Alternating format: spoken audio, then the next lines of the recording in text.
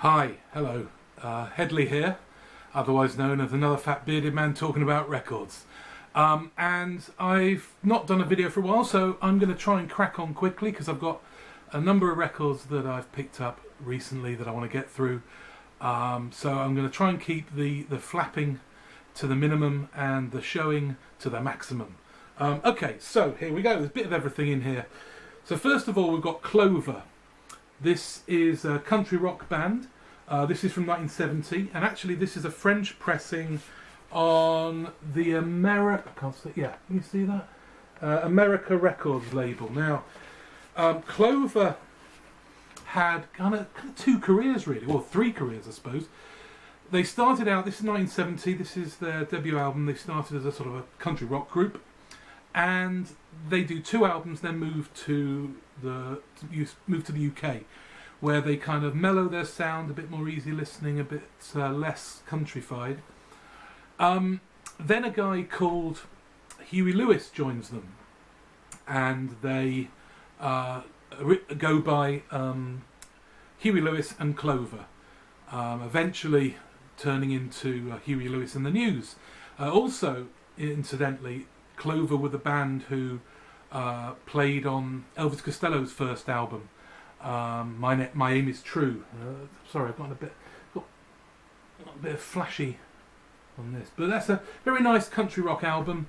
Some very good tunes. Unfortunately, this French pressing seems to be a little bit dodgy. Some tracks are good and they sound good. Some tracks not so good.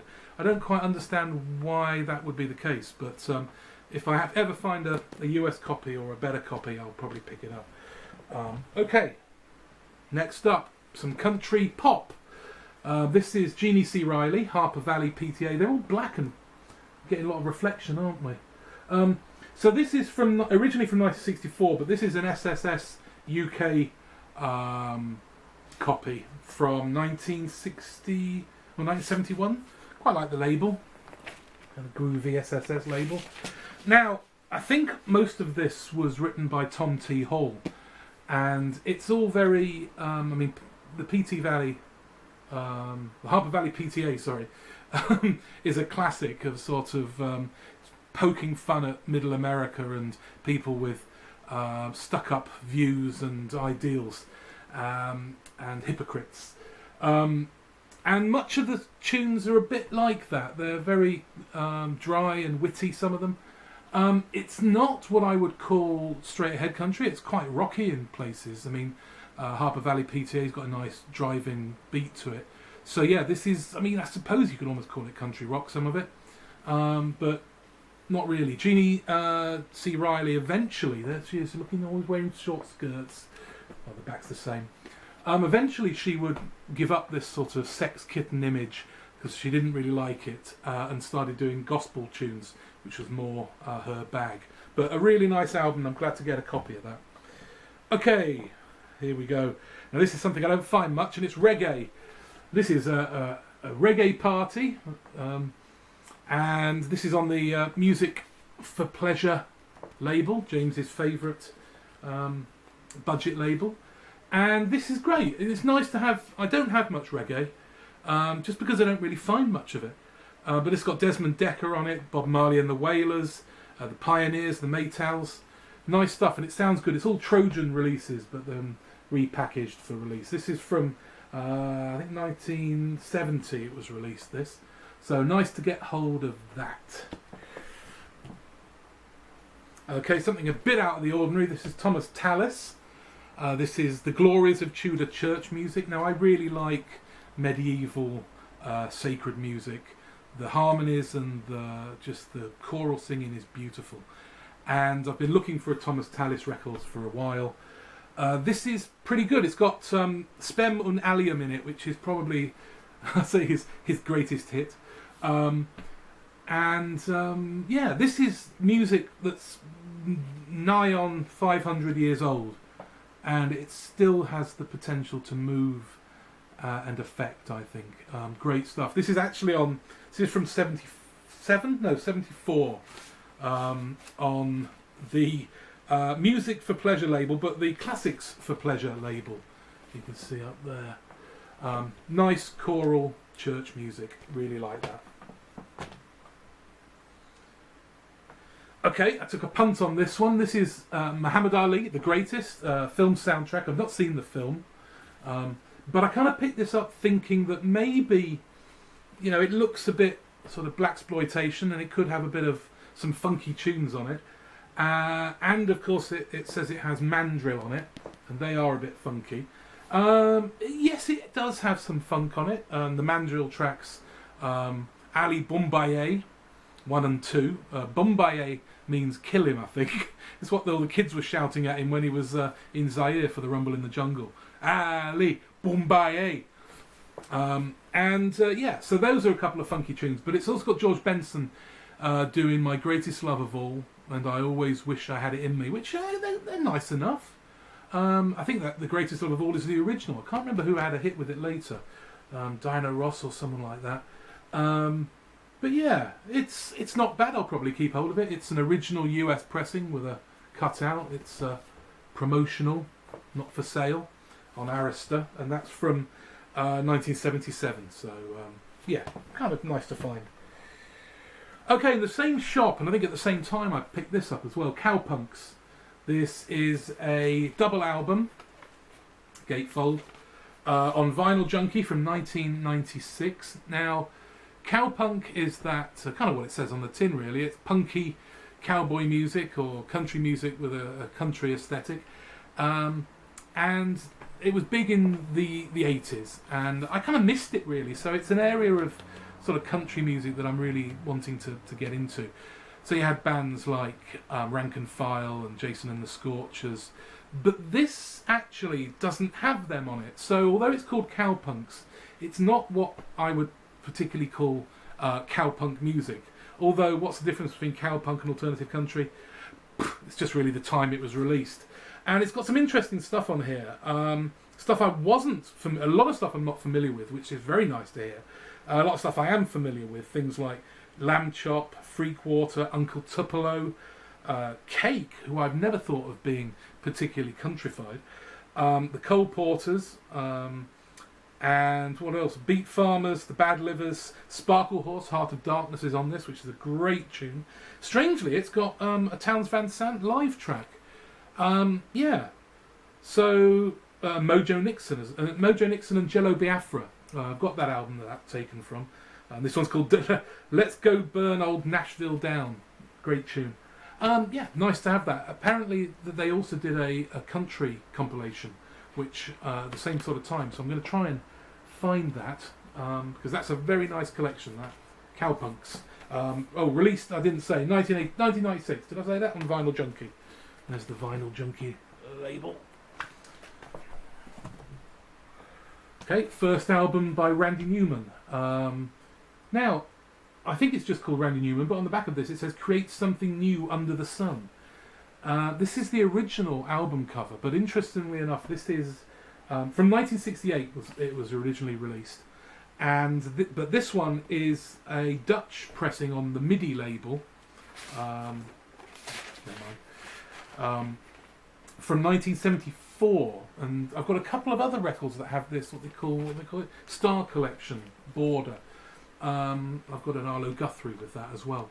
Now I was pleased to pick hold of this, but get hold of this, pick up this, because his first album generally goes for a lot more than I picked this up for.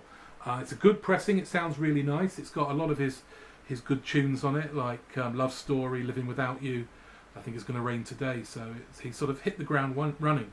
Produced by Lenny Waronker and Van Dyke Parks, which sounds like a bit of a strange mixture, but nice album, glad to get a hold of it, even though it is a later pressing from the Netherlands. Okay, this is an album I've seen around a lot. It's Tom Paxton, Rambling Boy. My parents were big into Tom Paxton when I was growing up, and I've seen this about, but it's always in terrible condition. The cover's always totally torn up, knackered. But this one, it's on Elektra, or it's not actually on Elektra, it's on Elektra, released by Polydor Records in the UK. This is not a first pressing. It originally came out in 1964, but I think this is a second pressing from 65 in the UK. Now I picked this up, looking at it, thinking it looked really good. quality. It's on the red Electra label. You see that? But I've played it and I've given it a clean, and it's is it sublimation? I can't remember. Sublimation? No, forget it. You know, when it kind of gets on the high notes or on the sort of louder bits, it distorts. It's got that, which makes me think I've cleaned it, which I think it's just been played to death and worn. So I might try and do a bit of Frankensteining. If I ever see another copy of this, I might try and get the record, because this is a nice cover.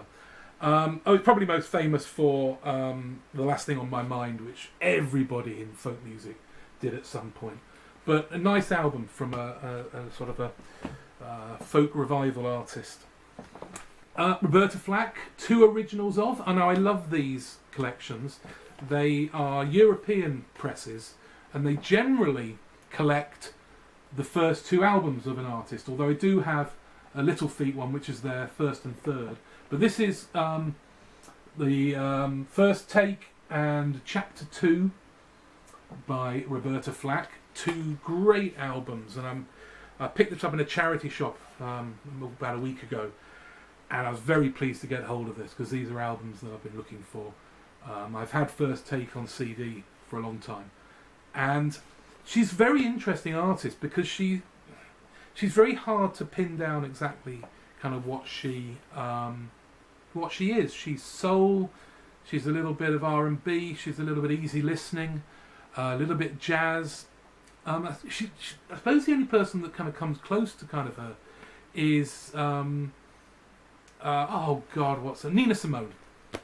You know, that where you can't quite pigeonhole. And one of the things I think Roberta Flack is brilliant at is she is an interpreter of songs. So she can do, I mean, there's a version of The Impossible Dream, which that can be a really hackneyed and horrible tune. But she makes it the most soulful version I have ever heard. This is from 75, I believe. But the original album's from 69 and 70. I've got quite a few of these. I've got like I said, a Little Feat one. I've got a Stephen Stills, a Neil Young, and there's quite a few. If I see them, I pick those up. Roberta Flack. Okay, some more soulful stuff. This is Doobie Gray with Drift Away. This is on Decca from 1973. There he is, looking good, Doobie Gray. Or there's only one O in Doobie, so maybe it's Dobie Gray. Anyway, he originally was a sort of an R&B soul singer. In fact, some of his earlier stuff are Northern Soul classics. I think I've got them on some collections. And then this is from the mid-70s, or 73 as I said, where he went in a country direction. And so this is kind of country soul. It's not country funk, although it does have some sort of slightly upbeat, funky moments. But it is more soulful than that. It's a country soul, a bit more like, I suppose, a kind of a more modern version of the country album that Ray Charles did, or the couple of country albums that Ray Charles did in the 60s. Now this has got, probably most famous as it's the title track, Drift Away, but there's some other great tracks on here as well. Really glad, even though it's got a bit of ring wear, it's a nice album. Okay, a little bit of 60s psychedelia. This is Earth Opera's first album. I suppose it's not really straight ahead psychedelia. It's psychedelic folk rock, baroque pop, bit of everything really. It's not quite. I mean, I suppose probably why it's not as well known or as liked as some other bands is that they kind of don't really stick to one thing. There's a bit of everything in this, and even a bit of country, which isn't surprising considering it's made up of Peter Rowan and David Grisman, who both started in bluegrass and would later on go on to be perhaps more better known for their acoustic bluegrass music. Certainly Peter Rowan. Both of them would go on to be in Old and in the Way with Jerry Garcia. And this is the first album by them. It's got one of those annoying inner sleeve pick out designs. Yeah, that's an interesting set of words. Yeah. The second album actually has more. This is from '68 on Elektra. The second album has more country sounds on it, which is a very interesting sort of concoction of psychedelia, country, and folk rock. But this is less of that, but it's still nice, and I'm glad to get hold of a copy of that. Have I said that before? Now, I did I've been showing a couple of pictures of recent releases recent pickups of Zydeco and Cajun music that I've really been getting into recently. If you're not too careful, there might be a Zydeco and Cajun video on its way. Just what the VC wanted. Anyway, I've been posting these pictures, and Matthew Shern got in touch with me and said, I've picked up a couple of Zydeco records, the charity shop. Would you like them? And I went, yeah, all right then. So Matthew, God bless you, he sent these along. So we've got two records by Clifton Chenier. This is Bogalusa Boogie. This is Zydeco music. Now Zydeco is more blues based, sung by and played by African American people from sort of Louisiana, that area. And yeah, it has the kind of the washboard there, and accordion, and yeah, nice sort of stuff. It's great, yeah, bluesy stuff. I'm really digging it. It's more danceable, I suppose, than Cajun. Cajun's more folky. This is more danceable, and this is I think a great album cover. Got them all around there, Winnebago. So that's the first one. This is from 1976 on our Hooli. Our Hooli. Actually, have I got the label? There you go, our Hooli. So that's the first one. The second one is a live album, Clifton Chenier, live at Montreux. Now, I understand this was recorded in about 1977, and this is released on Charlie in 1984. Again, great stuff. It's pretty well recorded, but it has a rough kind of feel to it. There's a lot of Zydeco music that's recorded live. Probably less recorded in the studio than live recordings, actually, certainly that I've discovered recently. Nice stuff. So Matthew, thank you very much for the Zydeco. Just because of that, you're going to have to sit through a Zydeco and Cajun video. Right, last couple of things. This is The Court and the Spark. This is called Hearts. This is from 2006 on a Camera label. I'm not familiar with the Camera label before, actually. Now this is Americana. It's alternative country. Very low-key, laid-back sort of stuff. Nice sounding. Great sort of dream-like pedal steel guitar.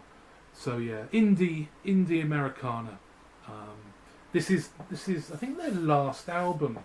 I can't remember what the band they've started now. Something like something about hiss something. Oh, I can't remember. Anyway, yeah, nice to get hold of that. I picked that up on Amazon. It was one of the things going for about £4 or £5, so I thought I'd have a copy of that. Very nice to have. Okay, last thing. Now, I won a raffle at my girlfriend's sister's birthday party, and I got a £20 gift card for Amazon, which of course I didn't see as a gift card from Amazon. I just saw as a record. So I got on Amazon immediately, and I I think I won the card on Friday. On Saturday. I ordered the album on Sunday, and on Monday I was listening to Mule Variations by Tom Waits. This is from 1999, but this is the re-release from last year on Anti. Now I know a lot of people have said some of these re-releases are not up to scratch. This sounds okay. I'm not sure they've done a huge amount to it. I know Real Gone actually had some big changes, you know, for a re-release. definitely sounds different to the CD release I've got. Anyway, this is. I think he'd been on a break for about 5-6 years, and then he came back with this. I think it was first album on Anti, and it's a stunning album. It's a great mixture of all sort of facets of his musical styling. So you've got the sort of crash bang wallop stuff. You've got the sentimental ballads. Wonderful, lovely album. Really pleased. It's great. There's only a couple of Tom Waits albums really now I'm missing on vinyl. Really pleased to get hold of that. There you go. That's your lot. I'll be back again at some point, I'm sure. So until then, bye-bye for now.